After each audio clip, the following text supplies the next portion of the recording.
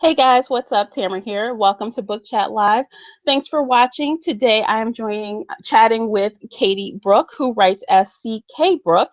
She is the author of romance fiction titled The Duchess Quest. Hey, before we jump into that, don't forget to hit the subscribe button because almost every Sunday through the month of July, I'll be here every Sunday, 3 p.m., chatting with a new talented author that will be featured at Rush City Book Con. So go ahead and subscribe because I know you don't want to miss out on that.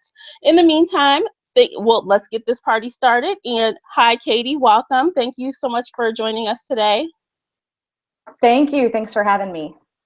Wonderful. How are you today, by the way? Doing very well. It's a beautiful day out, so. I know you're in Michigan as well, so I know you're enjoying this wonderful weather. Yes, I sure am. It was a mild winter, but this has been a nice spring too. I know, right? I mean, we had that one week where it kind of snowed randomly. Yes. Yeah, I'm glad that's over. I think we're finally home free. Yeah. I got stuck in the car when that snow happened, so that was pretty rough. But oh dear. hopefully no more snow this spring. Yeah, I think we're done. Let's cross our fingers, shall That's we? right. Awesome. So, I always start with this because I know you as a writer, you guys read as much as we do as readers. Yes. So, yeah, feel free to share with us what you're reading right now. Right now, I don't currently have anything I'm in the middle of reading because I'm waiting for Kiera Cass's next book to come out, the sequel to The Heir. But generally, I am an avid reader of YA romance fantasy. And so it doesn't have to be romance, but I absolutely love YA fantasy. I love YA fantasy too. Actually, I like almost anything fantasy, and YA it's been my thing lately. Yeah, totally. I blog about that all the time and love those books. Okay, so you're a blogger as well. So where do you blog at? I blog at my website, ckbrooke.com. Awesome. Okay, so obviously, since you read a lot, we know some authors have influenced your writing style a little bit. People that you really love that you feel like have made an impact on how you write. Do you want to share a few of those with us? I know this is a really cliche answer, but I grew up on Harry Potter. So J.K. Rowling, her traditional style of storytelling is really what influenced my writing. So, I do have some adult, or you could call them new adult, fantasy romance books, and but the way that I tell the story, I've had some reviewers say that this could almost be YA in that kind of old-fashioned traditional storytelling type, just YA with maybe a little bit of sex. So. Okay. Well, a lot of YA has sex anyway That's nowadays, true. right? That's true. So I mean, in retrospect, I think maybe I should have made those all YA books. Maybe they'd be more popular. But Well, let's start with the the Duchess Quest. Excuse Quest, you me. got it. That's okay. That's one of your most popular releases, and so would that also fall into the YA genre as well? Yes, and I came prepared. Actually, I have here's the book and the Duchess Quest. Um, I've had some reviewers say that this could be a book enjoyed by young adults. The story was inspired by The Princess Bride, which is sort of like a story for all ages. It's sort of like The Princess Bride meets Anastasia. So yeah, like I think anybody, 14 and up could enjoy it. It depends on what they're allowed to read, because there's like one scene of like mild sex, and then in the sequel there are, because it's married couples and things, and so there's some of that in the sequel. But I think young adults could enjoy them too. So are they high school age, the characters in that book? The characters are more new adult age, so ages 18 to 30 and in their 20s and such. But the protagonist is 18. So okay, that's awesome. So how did you come up with, like, outside of The Princess Bride, like, I know you mentioned that, so I'm assuming that it's kind of a retelling-ish, or is it just kind of like in that essence, kind of? It's not a retelling.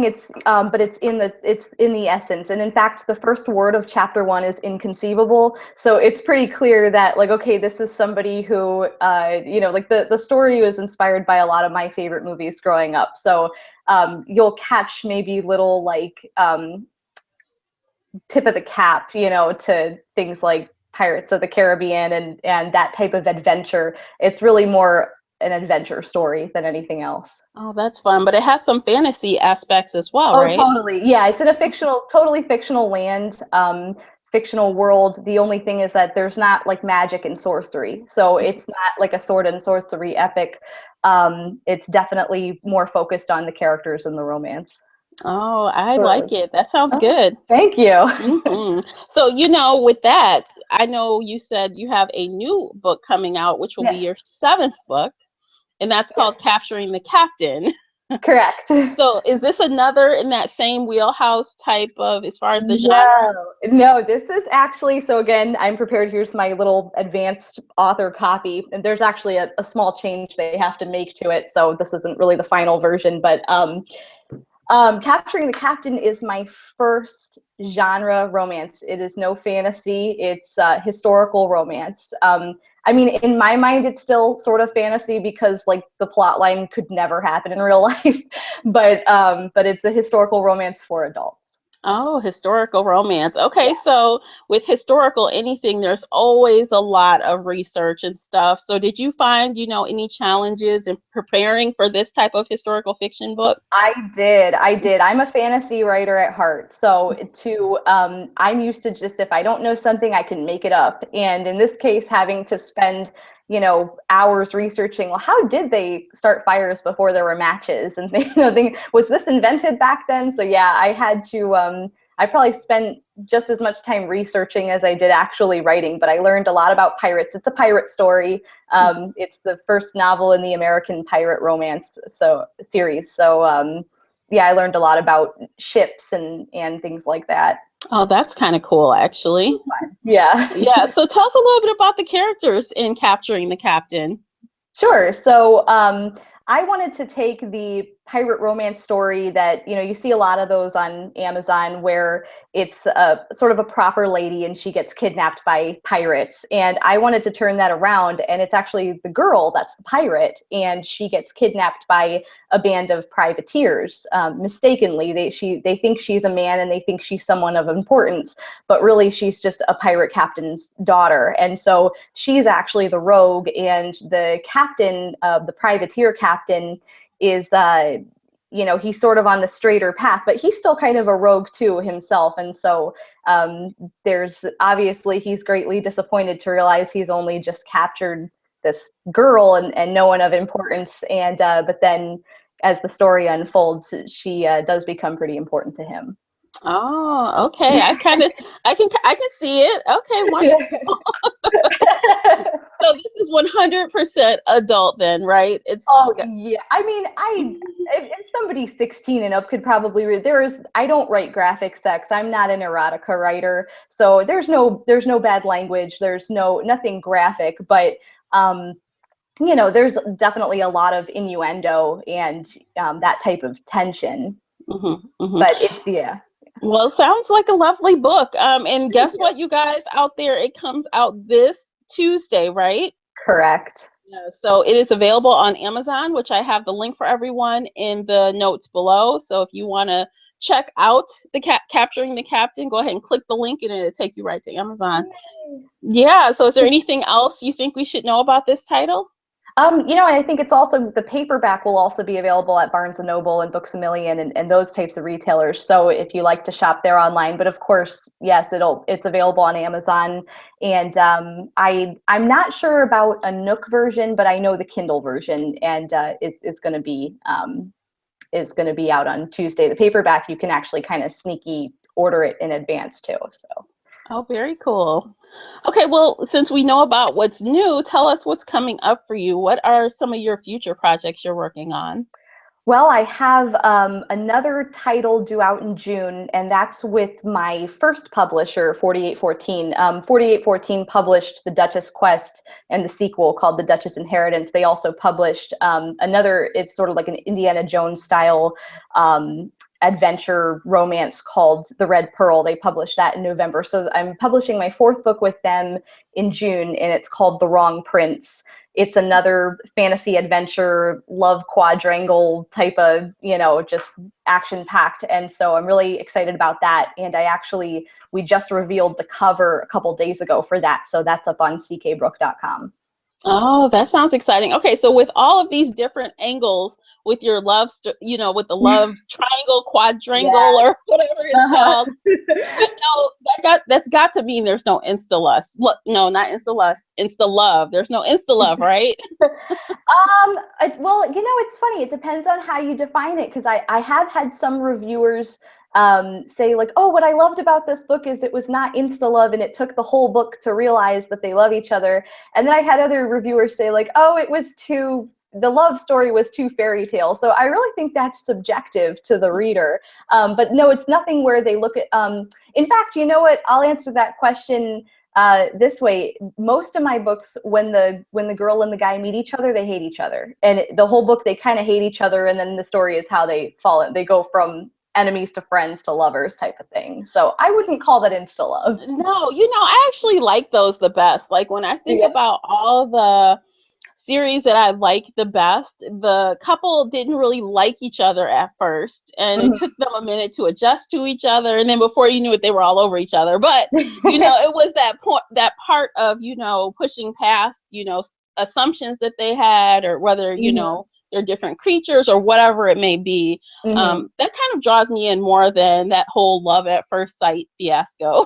Totally. I'm the same way. Like in the Duchess Quest, I will say that book, because it's one girl and it's three guys essentially competing for her affections, and then as you know, one of them kind of is not interested, and he takes more of like the big brother aspect of it. But then the other two really start competing, and one of them's a pretty scumbag of a guy, and the other one's a really nice guy, and yet you really don't know which one she's going to pick. And so I really like to sort of surprise readers. I don't like to make it totally obvious, and I love reading books where it's not clear who's going to be the love interest, and that maybe almost not towards the middle of the book do you realize like, oh, now that guy is starting to stand out to me, and I've known him through the whole book, but I never looked at him that way until now that the character is. So I agree. I like that kind of unfolding.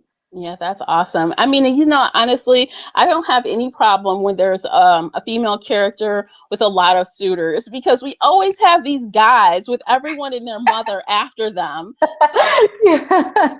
And it's wish fulfillment. Like I think like one of the only negative reviews that got said, this is a total Mary Sue. This is women's wish fulfillment. And I said, what's wrong with that? Like right. it's fun, and it's not I try not to make it too obvious. I like to keep the characters pretty flawed. Yeah, that's awesome. The more flawed, the better, because it makes Yeah. them very dynamic. It makes Yeah. them interesting. And, we start to care about them, when they Right. start to grow and change. Right. No one likes Mr. Perfect. I mean, no one's Right. Mr. Perfect. Right. Right. Exactly. Awesome. So you have a lot of experience with writing. So as always, there's usually a couple writers or, hopeful writers out there. So what advice would you have to share with those people out there? Well, I could give the cliche advice that everybody gives, which is keep reading. And that's true. Definitely keep reading, especially read what's popular, so that you kind of can understand the market. But really, aside from that, because I'm assuming if you like to write, then you already like to read.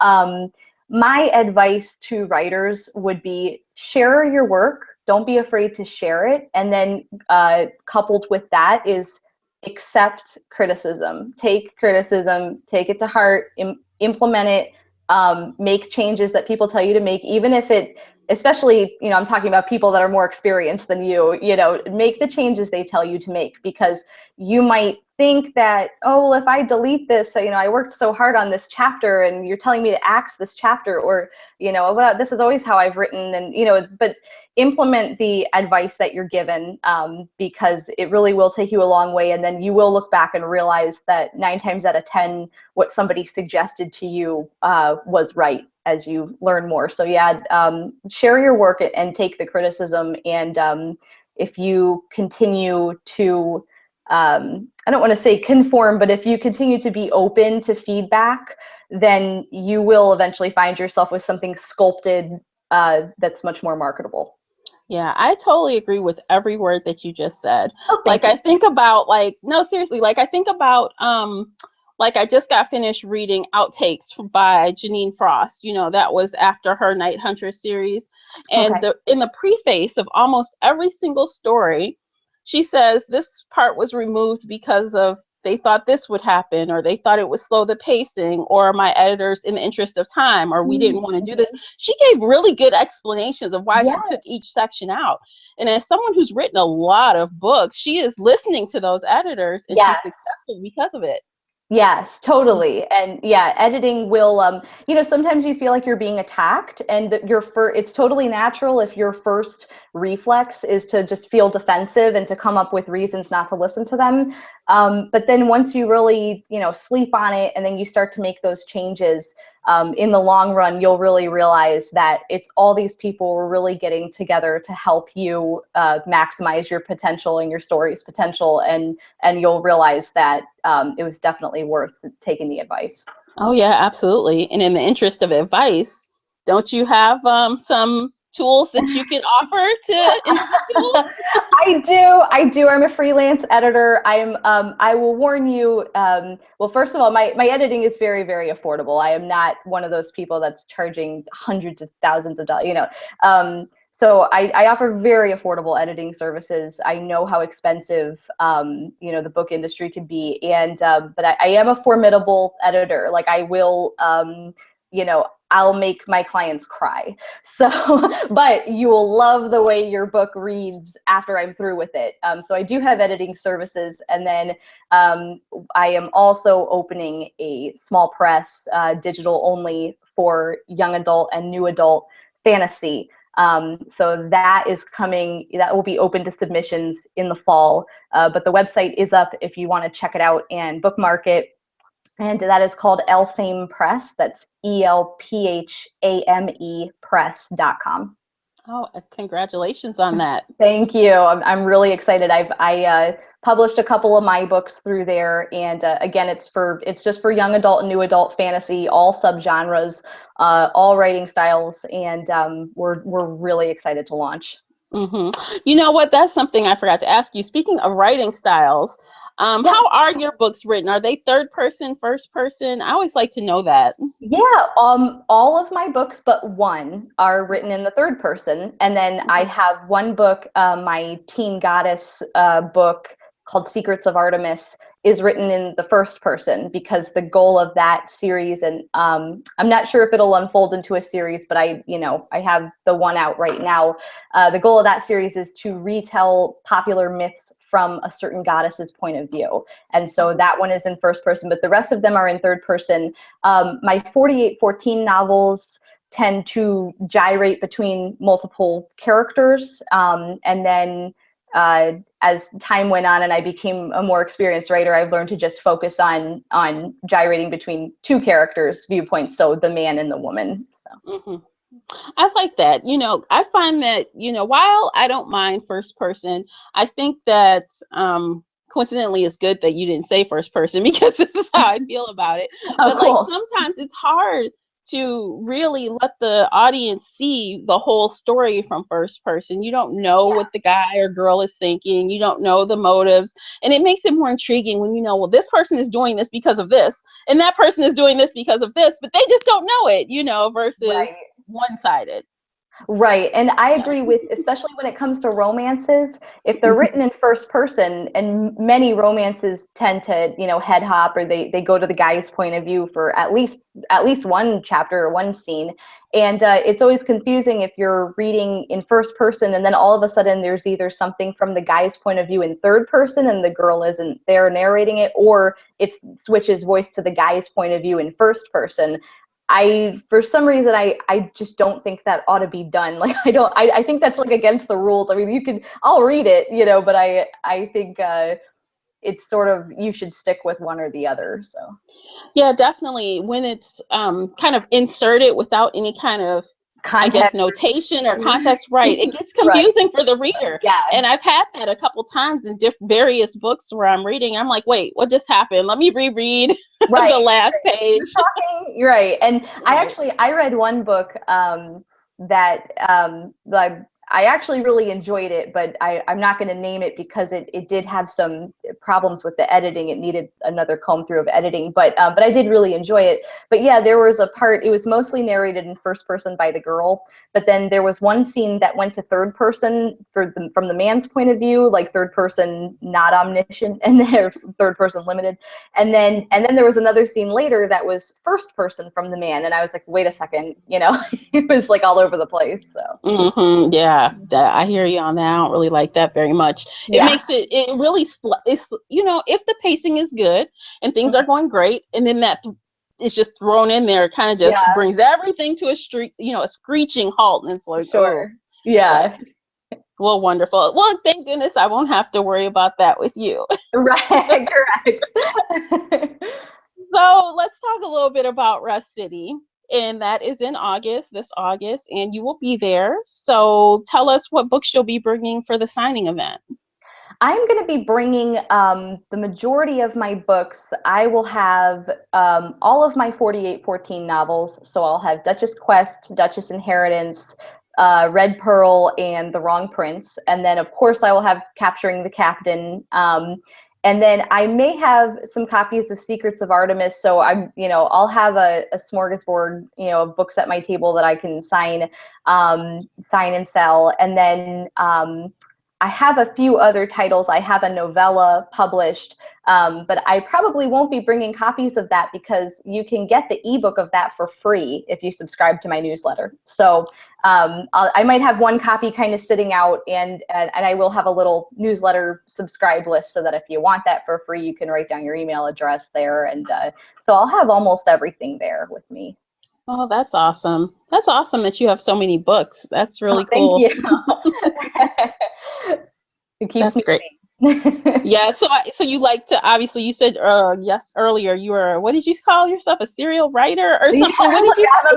machine. Yeah, A machine. I'm a machine. Yeah, I'm taking a little break right now because I want to focus on the press and I want to focus on, I really love the administrative and social media aspects of writing as well. I mean, when you're a writer, a lot of people don't understand when you're a writer, you're not just a writer, you're a marketer, you're an editor, you wear many hats. And so I really enjoy the administrative aspects of things. And I think I have a lot of books out, and it's kind of a lot to balance and give each equal airtime and equal marketing time. So now I'm going to things like Rust City to jump into the community and meet people, because that's really the most important part. I just want to meet other authors and readers and connect.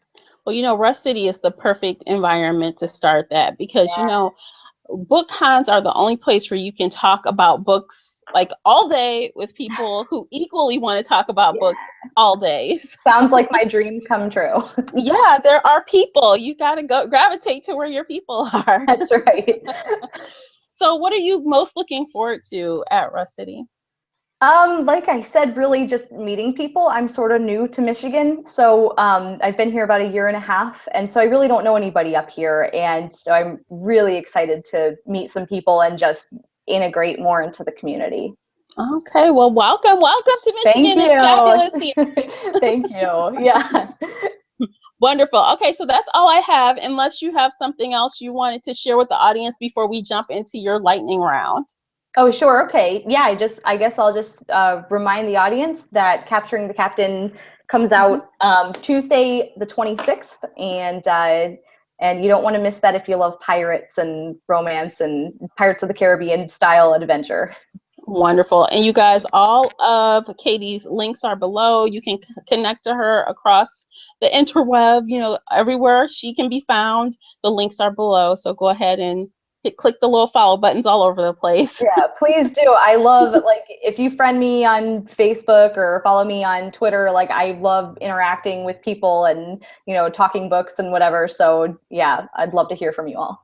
Okay, fabulous. Okay, so this is the lightning round that I love doing so much. And just a quick explanation of how the rules work. I ask two different type of questions, either a question that has a or B answer. You can only answer A or B, not both or neither. And then I have a few open-ended questions where you can just, answer how you feel like answering. And it's for 1 minute, so we're just going to do as much as we can in a minute, and it's just all fun. You ready? I'm ready. All right, let me hit the little timer. All right, physical book or ebook? B, ebook. Hero or villain? Villain. Tea or coffee? Tea. Name a book that you've read in one sitting. Oh, The Air by Kira Cass. All right, beer or wine? Beer. Action or thriller? Action. Milk chocolate or dark chocolate? Milk. What's your favorite place to read? On my Kindle on my couch. All right, dogs or cats? Dogs. What's your favorite book or series when you were a child? Harry Potter. That I should know that one. Android or Apple? Oh, Apple. Ah, boo. Well, Name, I prefer PCs with the computer, but with the phone, I like the Apple. all right. Name your favorite food. My favorite food, Indian. All right, and that is a minute. See, that was quick. Yay! Thank you for doing that. That's fun. That was fun. Yeah, I could do that all day. Yeah, it always lets people kind of like get to know a little bit about you outside of your books. So Sure. yeah, so that's it. If you don't have anything else, you guys, thank you so much for joining us. And are you good to go, Katie? Do you have anything more you'd like to add? There was the one more thing I wanted to add was the Ann Arbor Book Festival. I am about like 85% sure that I'm going to be there. So for all you Michiganders, this is in Ann Arbor. It's June 18th. That's a Saturday.